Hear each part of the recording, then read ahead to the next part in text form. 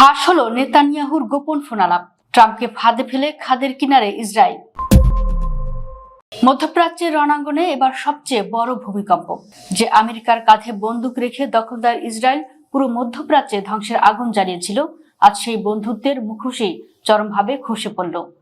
আন্তর্জাতিক বার্তা সংস্থা রয়টার্সের এক এক্সক্লুসিভ প্রতিবেদনে ফাঁস হয়েছে শতাব্দীর সবচেয়ে চাঞ্চল্যকর গোপন ফোনালাপ।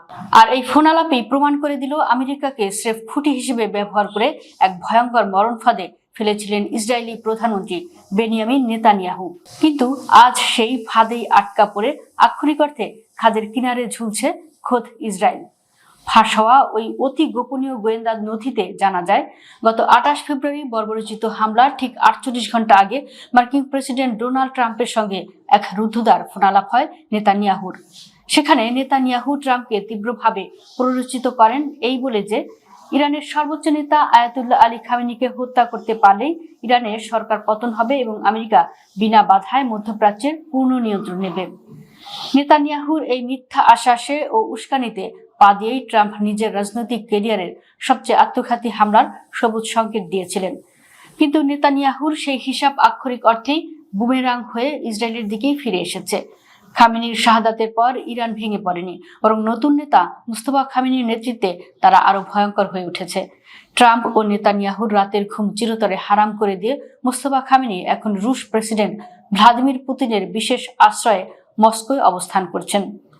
খোদ পুতিনের ডেরায় বসে রুশ গোয়েন্দা সহায়তায় তিনি এমন এক পাল্টা আঘাতের ছক কষছেন, যার ফলে মধ্যপ্রাচ্যে থাকা আমেরিকার 104টি ঘাঁটি আজ ধ্বংসস্তূপে পরিণত হয়েছে।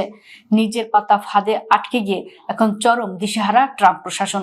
তেলের দামে ধস আর 43,000 মার্কিন নাগরিকের পলায়নের দৃশ্য দেখে ট্রাম্প বুঝতে পেরেছেন নেতানিয়াহু তাকে ব্যবহার করে আমেরিকার অর্থনীতি ও সামরিক দম্ভকে কবর দিয়েছেন। ক্ষুব্ধ ট্রাম্প এখন উল্টো ইসরায়েলকে মাছ দূরিয়ে ফেলে পিঠ টান দিচ্ছেন। তিনি প্রকাশ্যে ইরানের জ্বালানি অবকাঠামোয় হামলা আগামী 6 এপ্রিল পর্যন্ত স্থগিত করার ঘোষণা দিয়েছেন এবং গোপনে তেহরানের কাছে যুদ্ধবিরতির ভিক্ষা চাইছেন। পরম মিত্র আমেরিকার এই বেইমানি এবং গোপন ফোনালাপ ফাঁসের ঘটনায় তেল আবিবের অন্ধকার বাংকারে এখন রীতিমতো হাহাকার। নেতানিয়াহু বুঝতে পেরেছেন ট্রাম্পকে ফাঁদে ফেলতে গিয়ে তিনি আজ নিজের অবৈধ রাষ্ট্রের জন্যই এক চিরস্থায়ী গোরস্থান খুঁড়েছেন।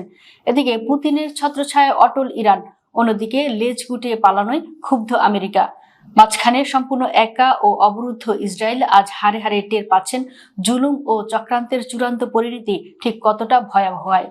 অন্যকে ফাঁদে ফেলতে গিয়ে আজ নেতানিয়াহুর ইসরায়েল নিজেই ইতিহাসের সবচেয়ে বড় খাদের কিনারে দাঁড়িয়ে পতনের প্রহর গুনছে।